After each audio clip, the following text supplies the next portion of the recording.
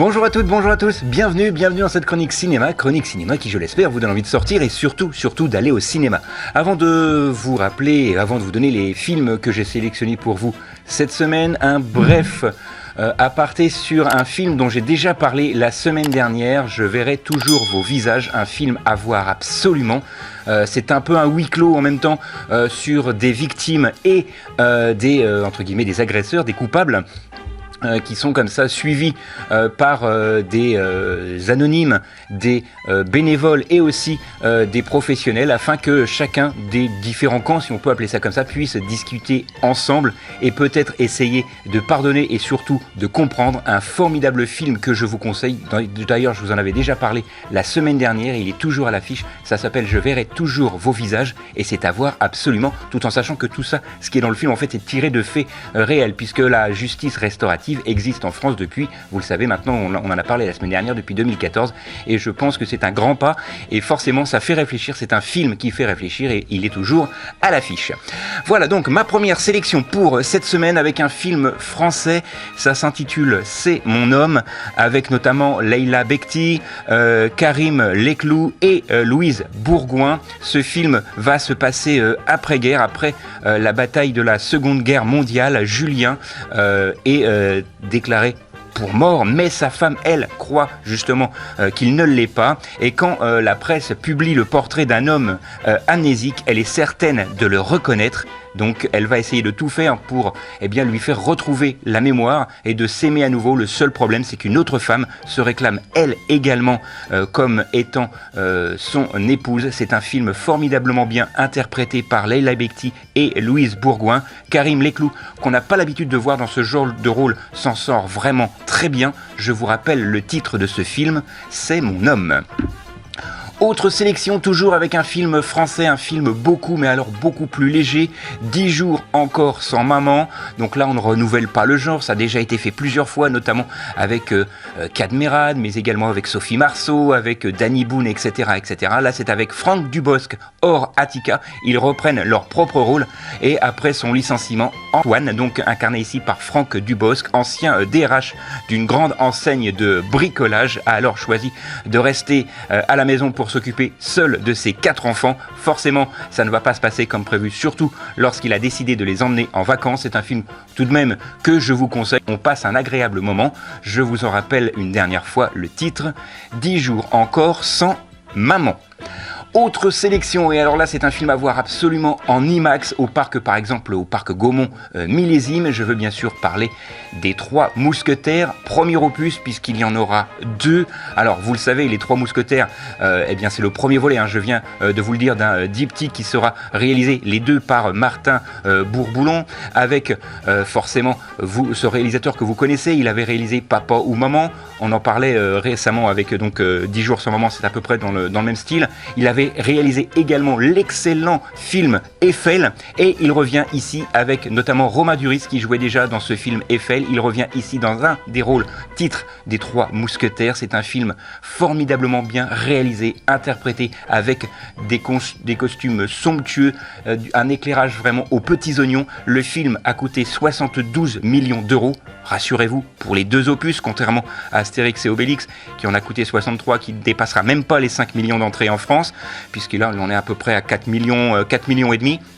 Mais là, forcément, c'est un film à voir absolument sur grand écran. Je veux bien sûr parler des 3 Mousquetaires, premier opus d'Artagnan.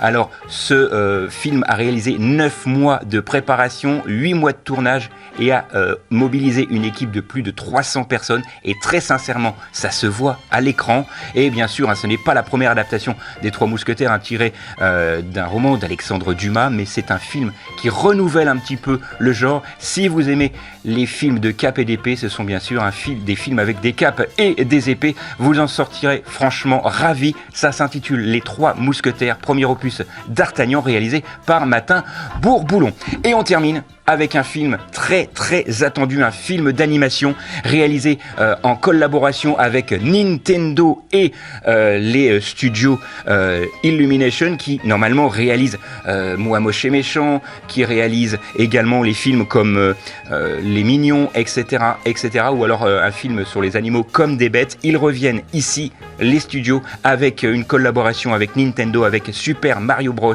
Le film, un film forcément à voir pour tous les fans de jeux vidéo et tous les fans du petit plombier. L'histoire forcément tient sur un ticket de métro, mais franchement l'équipe d'animation d'Illumination a vraiment très bien collaboré avec Nintendo pour réaliser un film forcément aux petits oignons, formidablement bien fait, contrairement au film qui était sorti en 1993 avec Bob Hoskins, qui maintenant est considéré entre guillemets comme un nanar, qui était vraiment un vrai film avec des vrais personnages. Là, on est sur un film d'animation. Seule peut-être petite ombre au tableau, la voix française choisie pour Mario, mais sinon tout est formidablement bien fait, on en prend plein les yeux pendant près de 2 heures. C'est un film forcément à voir également au Parc Gaumont Millésime en IMAX, comme ça vous serez vraiment en immersion totale dans ce film et vous en sortirez, j'en suis sûr, ravi, et vous retrouverez votre petite âme d'enfance. Avant de vous quitter, avant de vous rappeler les films qui ont été développés dans cette chronique, je vous rappelle l'expo Dorothée et Cabu qui a lieu à Châlons en Champagne. Vérifiez bien sur le site de la ville de Châlons pour connaître exactement toutes les horaires d'ouverture, car ce n'est pas ouvert tous les jours, mais rassurez-vous, l'exposition sera visible pendant plus d'1 an à Châlons en Champagne. Donc c'est une exposition où on retrouve les dessins de Cabu pendant qu'il était au Club Dorothée. On voit également des posters, des décors. C'est franchement bien fait. L'exposition est totalement gratuite et c'est bien sûr à Châlons en Champagne. Dernière petite chose pour les fans de Lego, l'expo Brick contre-attaque avec l'association Champagne & Brick fera son exposition ce week-end, samedi 8 et dimanche 9 avril à la salle Saint-Thierry à Reims. De nombreux exposants seront là pour vous faire découvrir leur passion de la petite brique danoise. L'entrée est fixée à 3 €, c'est gratuit pour les moins de 5 ans. Cette année, je n'expose pas, mais vous aurez l'occasion de m'y retrouver parce que je fais partie de cette association et j'aurai le plaisir de discuter de la petite brique danoise avec vous. Salle Saint-Thierry ce week-end, le samedi 8 et dimanche 9 avril, je vous l'ai dit, à la salle Saint-Thierry.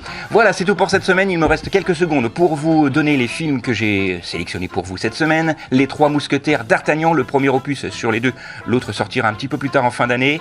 Il y a également C'est mon homme, un film avec Leila Bekti. Et puis on a également parlé de Super Mario Bros, le film. Et enfin, on a également parlé de 10 jours encore sans maman avec Franck Dubosc.